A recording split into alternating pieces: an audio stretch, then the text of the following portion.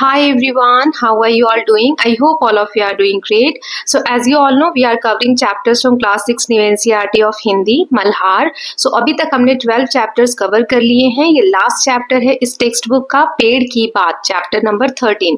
So इस video में हम इस चैप्टर को भी कवर करेंगे. So आप यहाँ इंडेक्स में देख सकते हैं कि अभी तक हमने 12 चैप्टर्स कर लिए हैं. ये लास्ट चैप्टर है, चैप्टर नंबर 13, पेड़ की बात, जो एक निबंध है. निबंध यानी ऐसे लिखा हुआ है जो जगदीश चंद्र बसु जी द्वारा लिखा हुआ है, और इसी में एक पोएम भी है, वो भी हम पढ़ेंगे. सो चलिए स्टार्ट करते हैं चैप्टर को.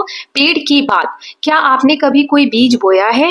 बीज से पेड़ बनने की कहानी बहुत रोचक है. कैसे अंकुर फूटता है, पौधा बनता है, धीरे धीरे बढ़ता है और बड़ा पेड़ बन जाता है.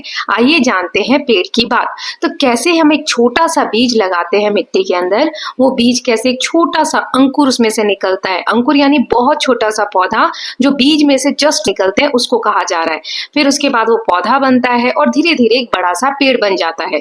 तो पेड़ की कहानी के बारे में इस पार्ट में पेड़ की बात के थ्रू हम पढ़ेंगे.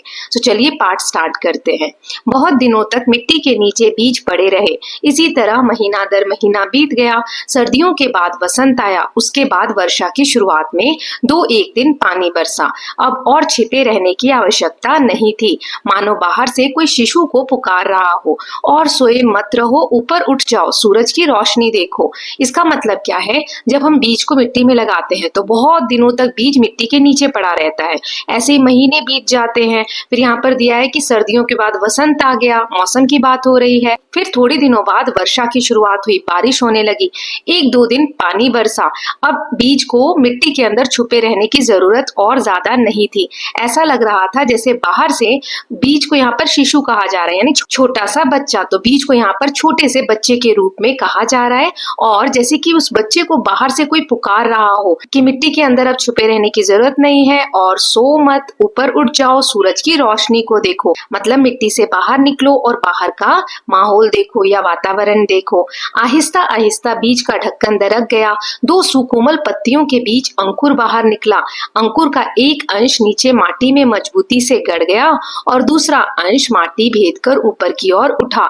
क्या तुमने अंकुर उठते देखा है? जैसे शिशु अपना नन्हा सा सिर उठाकर आश्चर्य से नई दुनिया को देख रहा हो. देखो ये वीडियो, इस तरीके से छोटे से बीज से कैसे पौधा बनता है. पहले अंकुर फूटता है, उसमें से एक पार्ट मिट्टी के अंदर दबा रह जाता है और एक ऊपर ऐसे इस तरीके से मिट्टी के बाहर निकलकर पौधा बनने लगता है. ऐसा लगता है मानो कोई छोटा सा शिशु यानी छोटा सा बच्चा अपना सिर ऊपर उठाकर आश्चर्य से इस नई दुनिया को देख रहा है. तो बीज यहाँ पर मिट्टी से बाहर की दुनिया को देख रहा है. चलिए आगे देखते हैं. वृक्ष का अंकुर निकलने पर जो अंश माटी के भीतर प्रवेश करता है उसका नाम जड़ है, और जो अंश ऊपर की ओर बढ़ता है उसे तना कहते हैं. तो अब यहाँ पर दिया गया है कि जो मिट्टी के अंदर पार्ट डेवलप होने लगता है उसे हम जड़ कहते हैं, इंग्लिश में रूट कहते हैं. और जो पार्ट पौधे का हमें ऊपर दिखने लगता है उसे हम तना कहते हैं, इंग्लिश में उसे हम स्टेम कहते हैं. सभी पेड़ पौधे में जड़ व तना ये 2 भाग मिलेंगे. तो चाहे कोई सा भी पौधा हो, ये 2 भाग तो हमें देखने को मिलते ही हैं. यह एक आश्चर्य की बात है कि पेड़ पौधों को इस तरह ही रखो, जड़ नीचे की ओर जाएगी और तना ऊपर की ओर उठेगा. एक गमले में पौधा था. परीक्षण के लिए कुछ दिन गमले को औंधा लटकाए रखा. पौधे का सिर नीचे की तरफ लटका रहा और जड़ ऊपर की ओर रही.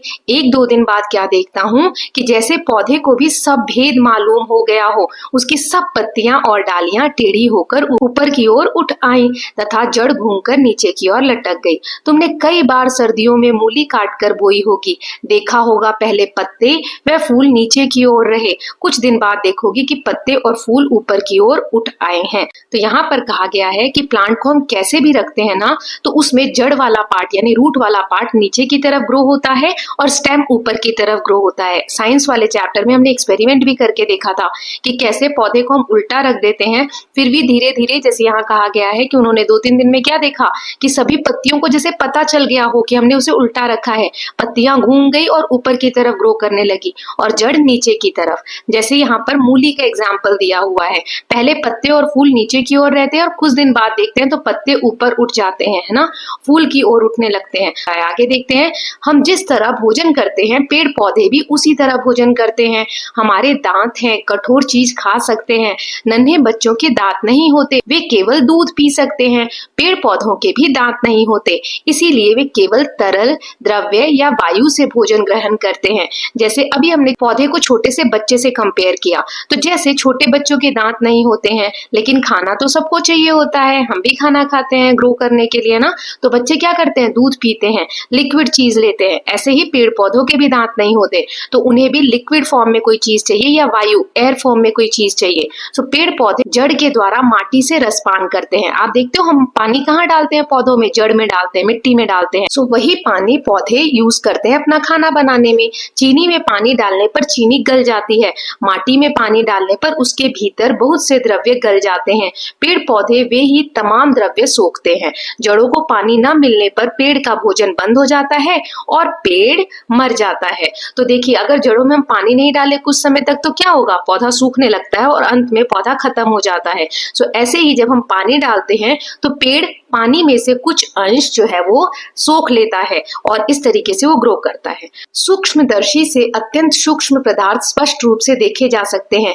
पेड़ की डाल अथवा जड़ का इस यंत्र द्वारा परीक्षण करके देखा जा सकता है कि पेड़ में हजारों हजार नल हैं। इन्हीं सब नलों के द्वारा माटी से पेड़ के शरीर में रस का संचार होता है। सूक्ष्मदर्शी क्या है, यहाँ पर माइक्रोस्कोप को कहा गया है। माइक्रोस्कोप से हम बहुत छोटी से छोटी चीज भी बहुत अच्छे से देख सकते हैं। सो पेड़ की डाल या फिर उसकी जड़ को इस यंत्र में, ये जो माइक्रोस्कोप होता है ना, उसमें अगर हम रख कर देखेंगे तो आप देख सकते हैं कि उसमें पेड़ में हजारों हजार नल होते हैं। इन्हीं सब नलों के द्वारा क्या होता है, जो हम पानी डालते हैं या जो भी लिक्विड फॉर्म है वो सोखा जाता है और पेड़ों तक पहुंचाया जाता है भोजन के रूप में। फिर है, इसके अलावा वृक्ष के पत्ते हवा से आहार ग्रहण करते हैं। पत्तों में अनगिनत छोटे छोटे मुंह होते हैं। सूक्ष्मदर्शी के जरिए अनगिनत मुंह पर अनगिनत होंठ देखे जा सकते हैं। जब आहार करने की जरूरत ना हो तो दोनों होंठ बंद हो जाते हैं। अब यहाँ पर कहा गया है, एक तरीका तो ये है पौधों का खाना खाने का कि हम जो पानी डालते हैं, जो भी चीजें मिट्टी में डालते हैं, वो पेड़ क्या करता है, सोख लेता है ना, इसके थ्रू उसको खाना मिलता है। दूसरा ये तरीका है कि जो पेड़ के पत्ते होते हैं उनमें बहुत सारे छोटे छोटे मुंह होते हैं और होंठ होते हैं। आप पढ़ेंगे साइंस में और मैंने पढ़ाया भी है, स्टोमेटा बोलते हैं, उसके थ्रू खाना बनाया जाता है। जब खाने की जरूरत नहीं होती है तो जिन्हें हम होंठ कह रहे हैं ना स्टोमेटा में, वो बंद हो जाते हैं। जैसे यहाँ दिया है, जब हम श्वास प्रश्वास ग्रहण करते हैं तब प्रश्वास के साथ एक प्रकार के विषाक्त वायु बाहर निकलती है, उसे अंगारक वायु कहते हैं। अगर ये जहरीली हवा पृथ्वी पर इकट्ठी होती रही तो तमाम जीव जंतु कुछ ही दिनों में उसका सेवन करके नष्ट हो सकते हैं। जरा विधाता की करुणा का चमत्कार तो देखो, जो जीव जंतुओं के लिए जहर है, पेड़ पौधे उसी का सेवन करके उसे पूर्णतया शुद्ध कर देते हैं। तो यहाँ पर यह कहा गया है कि मनुष्य जब श्वास की प्रक्रिया लेता है या जीव जो है वो सांस लेते और छोड़ते हैं, जिसे हम रेस्पिरेशन भी कहते हैं, तो इस प्रक्रिया में जो वायु हमारी बॉडी के लिए, हमारे शरीर के लिए सही है, वो बॉडी के अंदर रह जाती है, और जो वायु हमें नहीं चाहिए वो हम श्वास जब बाहर की तरफ छोड़ते हैं तो उसे हम बाहर छोड़ देते हैं। ये विषाक्त वायु होती है, यानी जहरीली होती है, इसे हम अंगारक वायु भी कहते हैं। अगर ये जहरीली हवा पृथ्वी पर जमा होती जाए तो क्या होगा, जितने भी जीव जंतु हैं जो सांस लेते हैं उनके लिए ये हवा जहरीली है तो खतरनाक है। कुछ दिनों के सेवन से वो सारे जीव जंतु इससे खत्म हो जाएंगे, है ना। लेकिन यह हवा जाती कहाँ है फिर, अगर हम सभी लोग, सभी जीव इस हवा को छोड़ रहे हैं सांस छोड़ते वक्त, तो यह हवा जा कहाँ रही है। तो प्रकृति में एक ऐसा चमत्कार है, आपको पता है पृथ्वी पर ये जो पेड़ पौधे हैं ये सभी इस कार्बन डाइऑक्साइड को चेंज कर देते हैं ऑक्सीजन में।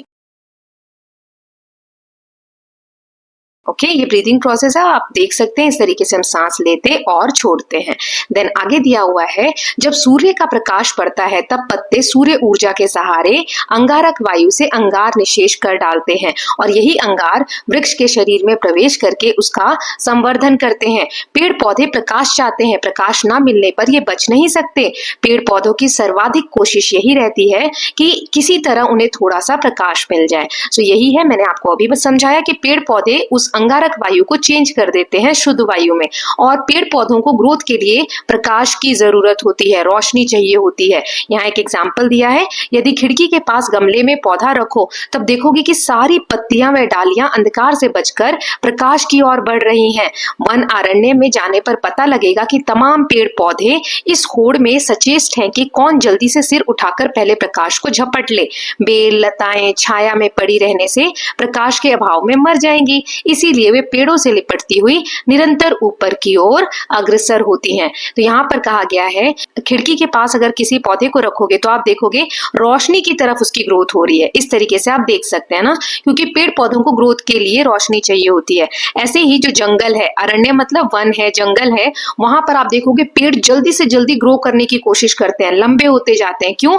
क्योंकि उनको प्रकाश चाहिए होता है। और जो बेल हैं, जो लताएं हैं, जो कि सीधी खड़ी नहीं हो सकती, उनको कहाँ से प्रकाश मिलेगा? अगर वो जड़ में रह गई, पेड़ों के नीचे नीचे रह गई, तो वो तो मर जाएंगी, है ना, सूख जाएंगी। तो इसीलिए वो पेड़ों से लिपट कर, लताएं आप देखते हो ना, बेल जो होती है किसी का सहारे की जरूरत होती है उसको ऊपर चढ़ने की, सो पेड़ के सहारे से चढ़कर वो सूर्य के प्रकाश को पाती है। इसका मतलब ये है कि सूर्य के प्रकाश की या रोशनी की पौधों को बहुत ज्यादा जरूरत होती है ग्रोथ करने में।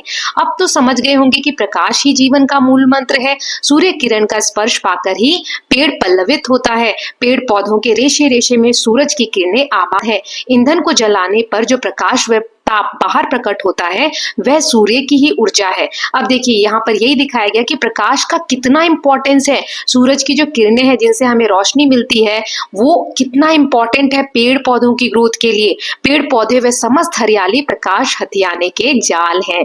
पशु, डांगर, पेड़ पौधे या हरियाली खाकर अपने प्राणों का निर्वाह करते हैं। पशु जो होते हैं, डांगर उन्हें कहा जाता है जिन्हें हम पालते हैं। सो पशु जो है वो पेड़ पौधे खाते हैं, हरियाली खाते हैं और अपना जीवन निर्वाह करते हैं।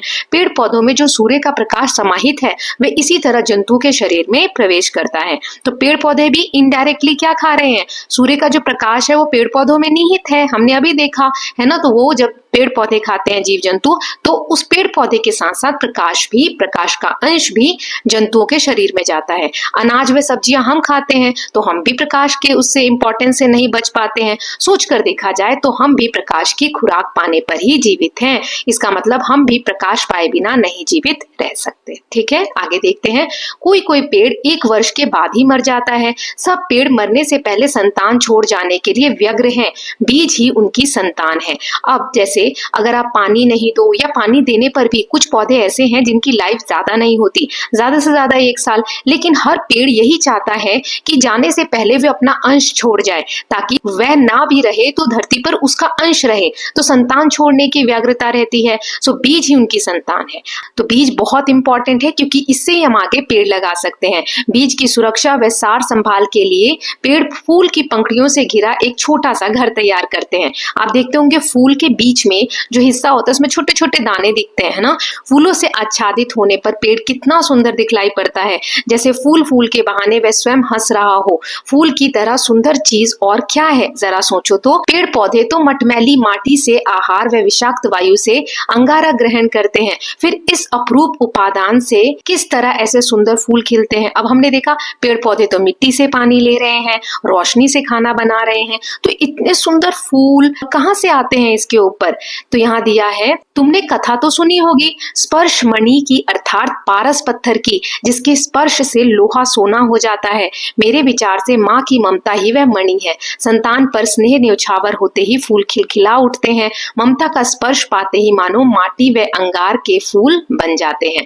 तो यहाँ वही दिया है, जैसे माँ कैसा भी बच्चा हो उसको बहुत प्यार करती है ना। जैसे यहाँ पर स्पर्श मणि का एग्जाम्पल दिया है। एक पारस पत्थर होता है, एक पत्थर होता है जिसको अगर लोहे से भी टच कर दो तो वो भी सोना बन जाता है। वैसे ही पौधा जो है अपने फूल को इस तरीके से सींचता है, इस तरीके से प्यार देता है कि वह खिलखिला उठता है। माटी और फूल से खुद तो सींचता है लेकिन उसका जो फूल है वो इतना सुंदर बन जाता है। अब आगे दिया है, पेड़ों पर मुस्कुराते फूल देखकर हमें कितनी खुशी होती है। शायद पेड़ भी कम प्रफुल्लित नहीं होते। खुशी के मौके पर हम अपने परिजनों को निमंत्रित करते हैं। उसी प्रकार फूलों की बहार छाने पर पेड़ पौधे भी अपने बंधु बांधव को बुलाते हैं। स्नेह सिक्त वाणी में पुकार सकते हैं, कहाँ हो मेरे बंधु, मेरे बांधव, आज मेरे घर आओ। जैसे हम लोग खुशी का कोई पर्व होता है तो अपने रिश्तेदारों पड़ोसियों को घर पे बुलाते हैं, वैसे ही जब बहुत सारे फूल आते हैं, बहार आती है, तो पेड़ पौधे भी अपने बंधु बांधव मतलब रिलेटिव्स हैं या अपने जान पहचान वाले हैं उनको बुलाते हो हो। जैसे यहाँ पर दिया है, कहाँ हो मेरे बंधु मेरे बांधव, आज मेरे घर आओ। यदि रास्ता भटक जाओ, कहीं घर पहचान नहीं सको, इसीलिए रंग बिरंगे फूलों के निशान लगा रखे हैं। ये रंगीन पंखुड़ियां दूर से देख सकोगे। तो ये जो खिलखिलाते हुए फूल हैं, ये इन बंधु बांधव को, मतलब जो पेड़ों पर बैठते हैं, उन सभी को पहचान बताते हैं कि आपको यहाँ पर आना है। एक रास्ता, जैसे हम घर का पता बताते हैं तो कहते हैं ना यहाँ पर एक शॉप है, आप उसके पास आना, वहाँ एक बड़ी बिल्डिंग है। वैसे ही ये फूल रास्ता दिखाते हैं कि पेड़ों के पास कहाँ पर आना है। मधुमक्खी व तितली के साथ वृक्ष की चिरकाल से घनिष्ठता है। वे दल बल सहित फूल देखने आती हैं। कुछ पतंगे दिन के समय पक्षियों के डर से बाहर नहीं निकल सकते, पक्षी उन्हें देखते ही खा जाते हैं, इसीलिए रात का अंधेरा घिरने पर वे छिपे रहते हैं। शाम होते ही उन्हें बुलाने की खातिर फूल चारों तरफ सुगंध ही सुगंध फैला देते हैं। तो यहाँ पर कौन से मेहमान हैं जो फूल के पास आते हैं या पेड़ के पास आते हैं, पौधे के पास आते हैं? मधुमक्खी, तितली, ये बहुत समय से इनकी दोस्ती है। और कुछ तो ऐसे कीट पतंग है जो दिन में नहीं आते, क्योंकि दिन में अगर आएंगे तो चिड़िया उन्हें खा जाएगी। तो जैसे ही अंधेरा होता है तो फूल अपनी सुगंध से उसको बताते हैं कि कहाँ पर आना है, और ऐसे कीट पतंग फिर शाम होते ही फूलों के पास आ जाते हैं। वृक्ष अपने फूलों में शहद का संचय करके रखते हैं। मधुमक्खी व तितली बड़े चाव से मधुपान करती है। मधुमक्खी के आगमन से वृक्ष का भी उपकार होता है। देखो किस तरीके से मधुमक्खी, फूल का जो बीच वाला हिस्सा होता है, बीज होता है, वहां पर शहद होता है, तो मधुमक्खी उसका रसपान करती है। और इसमें जो वृक्ष है उसका भी उपकार होता है। कैसे? तुम लोगों ने फूल में परागकण देखे होंगे। मधुमक्खियां एक फूल के परागकण दूसरे फूल पर ले जाती है। परागकण के बिना बीज पक नहीं सकता। अब जो मधुमक्खियों के पैर होते हैं ना, उसमें फूल के बीच में जो छोटे छोटे दाने दिखते हैं वो उनके पैरों में स्टिक हो जाते हैं। फिर मधुमक्खी किसी और फूल पर जाकर बैठती है, तो इसे हम बोलते हैं परागकण। ये दूसरे फूल पर जाते हैं, तभी जाकर बीज पक पाता है, मतलब बीज बनता है। इस प्रकार फूल में बीज फलता है। अपने शरीर का रस पिलाकर वृक्ष बीजों का पोषण करता है। अब अपनी जिंदगी के लिए उसे मोह माया का लोभ नहीं है। तिल तिल कर संतान की खातिर सब कुछ लुटा देता है। तो बीज बनेगा तभी आगे के लिए हम पौधा लगा पाएंगे। तो फूलों का काम क्या है? मधुमक्खियों को रस देना, ताकि मधुमक्खी उसके लिए क्या कर सके, वो जो परागकण है उसको दूसरे फूल तक ले जा सके और वहां पर बीज बन सके। तो अपना पूरा जीवन फूल लुटा देते हैं एक बीज बनाने में, ताकि उसका अंश जीवित रह सके। जो शरीर कुछ दिन पहले हरा भरा था, अब वह बिल्कुल सूख गया है। अपने ही शरीर का भार उठाने की शक्ति क्षीण हो चली है। पहले हवा बयार करती हुई आगे बढ़ जाती, पत्ते हवा के संग क्रीड़ा करते। तो अब यही दिया गया है कि कैसे कभी एक फूल बहुत हरा भरा था, पौधा हरा भरा था, खिला हुआ था, अब धीरे धीरे वो कमजोर होता जा रहा है, सूखता जा रहा है। छोटी छोटी डालियां ताल ताल पर नाच उठती थी। अब सूखा पेड़ हवा का आघात सहन नहीं कर सकता। हवा का बस एक थपेड़ा लगते ही वह थर थर कांपने लगता है। एक एक करके सभी डालियां टूट पड़ती है। अंत में एक दिन अकस्मात पेड़ जड़ सहित भूमि पर गिर जाता है। इतना कमजोर हो जाता है पेड़ एक समय आने पर कि हवा का थपेड़ा लगते ही वह कांपने लगता है, डालियां टूटने लगती हैं और जड़ सहित नीचे गिर जाता है। इस तरह क्या हुआ? बीज बन गया, पौधे ने, फूल ने अपना काम किया और संतान के लिए अपना जीवन न्यौछावर करके वृक्ष समाप्त हो जाता है। जैसे एक मनुष्य का जीवन है। तो इसके लेखक कौन थे? ये जो चैप्टर हमने निबंध पढ़ा, जगदीश चंद्र बसु। इसको अनुवाद किया है हिंदी में शंकर सेन जी ने। तो चलिए जगदीश चंद्र बसु जी के बारे में पढ़ लेते हैं। इनका परिचय दिया हुआ है। ये एक प्रसिद्ध वैज्ञानिक जगदीश चंद्र बसु का बचपन प्रकृति का अवलोकन करते हुए बीता। वो प्रकृति में बहुत ज्यादा उसके बारे में जानना चाहते थे। पेड़ पौधों, जीव जंतुओं से प्रेम करते हुए उनकी शिक्षा आरंभ हुई। वे जीव विज्ञान, भौतिकी, वनस्पति विज्ञान तथा विज्ञान कथा लेखन में रुचि रखने वाले एक बहुविध व्यक्ति थे। उन्होंने सिद्ध किया कि पौधों का एक निश्चित जीवन चक्र व एक प्रजनन प्रणाली होती है और वे अपने परिवेश के प्रति जागरूक होते हैं। मतलब इन्होंने ये प्रूव किया कि पौधों की भी एक लाइफ होती है, प्रजनन यानी जिससे बच्चे जन्म लेते हैं।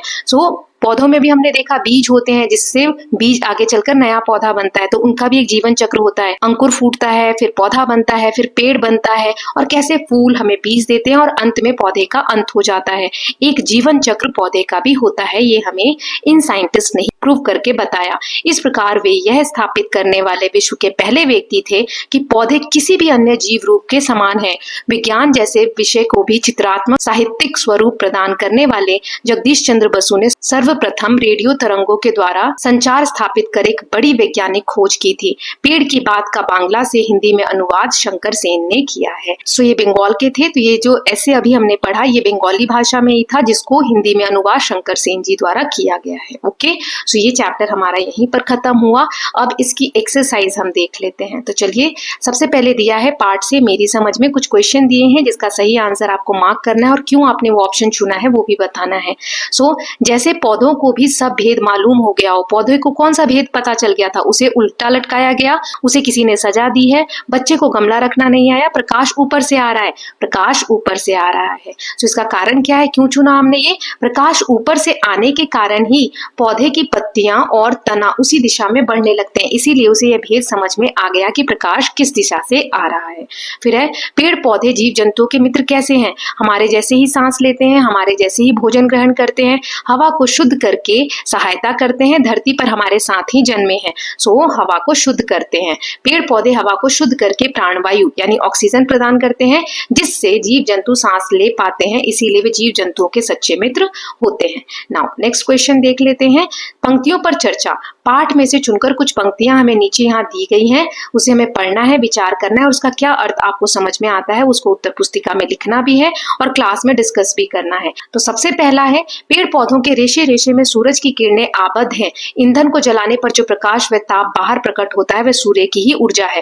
तो इसका अर्थ है, यह पंक्ति हमें समझाती है कि पेड़ पौधे सूर्य की ऊर्जा को अपने भीतर संचित कर लेते हैं। जब लकड़ी, कोयला या अन्य वनस्पति ईंधन जलाए जाते हैं तो वही संचित ऊर्जा प्रकाश और ताप के रूप में बाहर आती है। देन नेक्स्ट है, मधुमक्खी व तितली के साथ वृक्ष की चिरकाल से घनिष्ठता है। चिरकाल मतलब बहुत समय से। वे दल बल सहित फूल देखने आती हैं। इसका अर्थ है, यह पंक्ति पेड़ पौधों और परागण करने वाले जीवों की पारस्परिकता को दर्शाती है। मधुमक्खियां और तितलियां फूलों से पराग इकट्ठा करके भोजन बनाती, जो हमने शहद के बारे में पढ़ा, और बदले में पौधों की प्रजनन प्रक्रिया में सहायता करती हैं। इस तरह वे आपस में गहरे संबंध से जुड़ी हुई हैं। नेक्स्ट हमें यहाँ पर मैच देम दिया हुआ है, तो हमें वाक्यांश दिया है, उसको सही अर्थ या संदर्भ से मैच करना है। जैसे बीज का ढक्कन दरक गया, इसका मतलब क्या है, बीज के दोनों दलों में दरार आ गई या बीज जो है बीज से फट गया और उसमें से पत्ते निकले, उसे अंगारक वायु कहते हैं। सांस छोड़ने पर निकलने वाली कार्बन डाइऑक्साइड जो वायु है उसे हम अंगारक वायु कहते हैं। पत्ते सूर्य ऊर्जा के सहारे अंगारक वायु से अंगार निःशेष कर डालते हैं। सो सूर्य के प्रकाश से पत्ते विषाक्त वायु के प्रभाव को नष्ट कर देते हैं और उसे शुद्ध वायु में परिवर्तन कर देते हैं। प्रकाश ही जीवन का मूल मंत्र है। जीवन के लिए सूर्य का प्रकाश आधार शक्ति या महत्वपूर्ण है। जैसे फूल फूल के बहाने वह स्वयं हंस रहा हो। हमने पेड़ के बारे में देखा कि फूलों को देखकर वो कैसे खुश होता है, जैसे अपनी संपन्नता और भावी पीढ़ी की उत्पत्ति से प्रसन्न संतुष्ट हो। इस अपूर्व अपादान से किस तरह ऐसे सुंदर फूल खिलते हैं, मटमैली माटी और विषाक्त वायु से सुंदर सुंदर फूलों में परिवर्तित होते हैं। ये हमने सारा अभी समझा।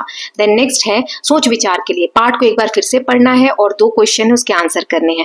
बीज के अंकुरित होने में किस किस का सहयोग होता है? जल, मिट्टी, हवा और सूर्य के प्रकाश का सहयोग आवश्यक होता है। इन तत्वों के मिलने से बीज में जीवन शुरू होता है और वह धीरे धीरे अंकुरित होकर पौधे का रूप ले लेता है। फिर है, पौधे अपना भोजन कैसे प्राप्त करते हैं? पौधे सूर्य के प्रकाश की सहायता से अपने पत्तों में प्रकाश संश्लेषण, जिसे हम फोटोसिंथेसिस की प्रक्रिया कहते हैं, उसके द्वारा भोजन तैयार करते हैं। इस प्रक्रिया में वे वायुमंडल से कार्बन डाइऑक्साइड और जड़ों से जल लेकर सूर्य के प्रकाश की उपस्थिति में ग्लूकोज, जिसे पौधे का भोजन कहा जाता है, और ऑक्सीजन का निर्माण करते हैं। फिर है लेख की रचना। इस लेख में एक के बाद एक विचार को लेखक ने सुसंगत रूप से प्रस्तुत किया है। गमले को औंधा लटकाना, मूली काटकर बोना जैसे उदाहरण दे बात कहना इस लेखक का एक तरीका है। अपने तथ्य को वास्तविकता या व्यवहारिकता से जोड़ना भी इस लेख की एक विशेषता है। तो ये जो हमने लेख पढ़ा, ऐसे पढ़ा, उसमें बहुत सी विशेषताएं दी गई हैं। उसमें से एक ये है कि बात को ऐसे लिखा गया है जैसे कि रियलिटी में कोई चीज हो रही हो। जैसे प्रकाश के बारे में बताना है तो उन्होंने कहा गमले को हम औंधा रख देते हैं, उल्टा रख देते हैं। सो इस तरीके से लेख को और सुंदर तरीके से लिखा गया है। अब यहाँ पे 2 क्वेश्चन है। जैसे लेखक ने पेड़ की बात कही है, वैसे ही अपने आसपास की चीजें देखिए और किसी एक चीज पर लेख लिखिए। जैसे गेहूं की बात, और उसे कक्षा में सबके साथ साझा भी करना है। सो गेहूं की बात पर एक छोटा सा लेख मैं यहाँ लिख रही हूँ, आप इसको और बड़ा करके लिख सकते हैं।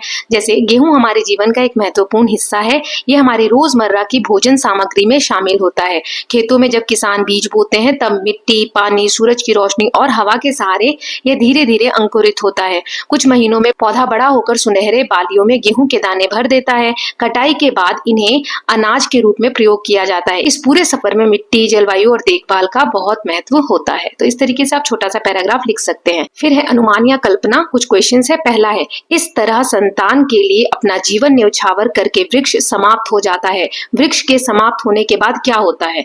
तो वृक्ष के समाप्त होने के बाद उसकी लकड़ी से तरह तरह की चीजें बनाई जाती है, जैसे फर्नीचर, कागज या जलावन के लिए यूज होता है। साथ ही उसकी गिरी हुई पत्तियां, टहनियां मिट्टी में मिलकर खाद बन जाती हैं, जिससे नए पौधों का पोषण होता है। इस प्रकार वृक्ष का जीवन समाप्त होने के बाद भी उसका योगदान जारी रहता है। फिर है, पेड़ पौधों के बारे में लेखक की रुचि कैसे जागृत हुई होगी? सो लेखक ने अपने आसपास पेड़ पौधे को बढ़ते, झूमते और मौसम के अनुसार बदलते देखा होगा।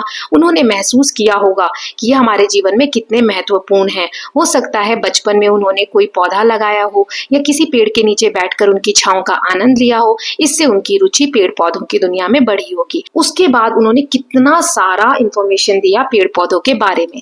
फिर है प्रवाह चार्ट। बीज से बीज तक की यात्रा का आरेख पूरा करना है। यहाँ एक डायग्राम दिया है, कैसे बीज से शुरू होकर पूरा जो प्रोसेस है वो बीज पे ही खत्म होता है, वो बताना है। तो बीज से क्या बनता है? अंकुर, अंकुर से पौधा, पौधे में पत्ते आते हैं, पत्ते में कली, कली से फूल, फूल से फल, फल में से फिर बीज मिलते हैं ना। तो ये एक पौधे का जीवन चक्र है। फिर है अंकुरण। मिट्टी के किसी भी पात्र में मिट्टी भरकर उसमें राजमा या चने के 4-5 बीज बो दीजिए। हल्का सा पानी छिड़क दीजिए। 3-4 दिन तक थोड़ा थोड़ा पानी डालिए। अब इसमें आए परिवर्तन लेखक पुस्तिका में हमें लिखने हैं। हमें जैसे 1-2 दिन में क्या चेंजेस दिखे वो लिखने हैं। तो यहाँ पर सबसे पहले दिन बीज फूलकर पानी में डालेंगे ना आप, तो बड़ा हो जाता है। दूसरे दिन बीज से अंकुर, छोटी सी जड़ें निकलने लगती हैं। तीसरे दिन अंकुर बढ़ता है और मिट्टी से ऊपर दिखाई देने लगता है। चौथे दिन 2 छोटे हरे पत्ते निकलते हैं। फिर पौधा हल्की रोशनी की दिशा में मुड़ने लगता है। आप यहाँ पर देख सकते हैं, इस तरीके का कुछ प्रोसेस आपको देखने को मिलेगा जब आप ये प्रोसेस करेंगे। ये देखिए, है ना, ये हमने पहले भी देखा था, राइट। ठीक है, अब आगे देखते हैं शब्दों के रूप में। नीचे दिए गए चित्र को देखिए, यहाँ मिट्टी से जुड़े कुछ शब्द दिए हुए हैं, है ना, जैसे चिकनी मिट्टी, नम, भुरभुरी, काली, रेतीली, उपजाऊ। हम सब मिट्टी के लिए ये सब शब्द यूज करते हैं कि उपजाऊ मिट्टी है, भुरभुरी मिट्टी है, रेतीली मिट्टी है। तो ऐसे ही हमें सर्दी, पेड़, सूर्य, इन शब्दों की भी विशेषता बतानी है। तो चलिए मैं कुछ एग्जांपल्स देती हूँ। जैसे पेड़ के लिए हरा भरा पेड़, छायादार, लंबा पेड़, मजबूत पेड़, फलों से लदा पेड़, घना पेड़। फिर है सूर्य के लिए देख लेते हैं, या सर्दी के लिए ठंडी, कोहरे वाली, ठिठुरन भरी सर्दी बोलते हैं, सुहानी सर्दी, शुष्क, फिर कम कपाने वाली। ऐसी सूर्य के लिए चमकीला, गरम, ऊर्जा देने वाला, तेजस्वी, प्रकाशमान या उज्जवल। फिर है पाठ से आगे, मेरे प्रिय, मेरे क्या क्या फेवरेट है। नीचे दी गई जो टेबल है उसमें प्रत्येक के लिए अपनी पसंद के 3-3 नाम लिखने हैं कि आपको कौन से फूल पसंद है, कौन से पक्षी पसंद है। तो मैं यहाँ एग्जाम्पल दे रही हूँ, आप अपना फेवरेट लिखेंगे। जैसे फूल में गुलाब, कमल, सूरजमुखी, पक्षी में मोर, तोता, कबूतर, वृक्ष में पीपल, आम, बरगद, पुस्तक में पंचतंत्र की कहानियां, रामायण, गीता, खेल, cricket, football, badminton. Okay, last में यहाँ पहेली दी गई है। इस शब्द सीढ़ी में पाठ में आए शब्द हैं, उन्हें पूरा कीजिए और पाठ में रेखांकित कीजिए। तो इसको कैसे करोगे आप, ये देखो यहाँ पर मैंने दिया है लिखकर। तो यहाँ पर आएगा त, रात, फिर तमाम, ममता, ताप, पल्लव, बसंत, तना, नाम, मजबूत, तरल, लटक, कम। ठीक है, तो इस तरीके से आप कंप्लीट कर लेंगे इस पहेली को। सो विद दिस स्टूडेंट्स, हमने सिर्फ ये चैप्टर फिनिश नहीं किया है, इसके साथ ही इस टेक्स्ट बुक को भी खत्म कर लिया है। और एक मॉडल टेस्ट पेपर मैं ऑलरेडी अपलोड कर चुकी हूँ, जिसमें सभी चैप्टर से क्वेश्चन मैंने एक फॉर्मेट में बना के दिया है। आई होप आपने सभी चैप्टर्स देखे होंगे। अगर आपने अभी तक नहीं देखे हैं, so please go through the links given in the description box. Playlist की लिंक है, आप वहां पर जाकर सभी चैप्टर्स को देख सकते हैं और क्वेश्चंस की प्रैक्टिस भी कर सकते हैं। सो अब मिलेंगे नेक्स्ट क्लास में, क्लास 7th में। न्यू एनसीईआरटी फिर से अपलोड होगी, उसके चैप्टर्स बनाएंगे और पढ़ाई करेंगे ठीक से। So all the best for your exam. So I hope you are loving these videos. If you are doing so, please like and share it, and don't forget to subscribe Kalyan TV channel for more such videos. Thank you so much.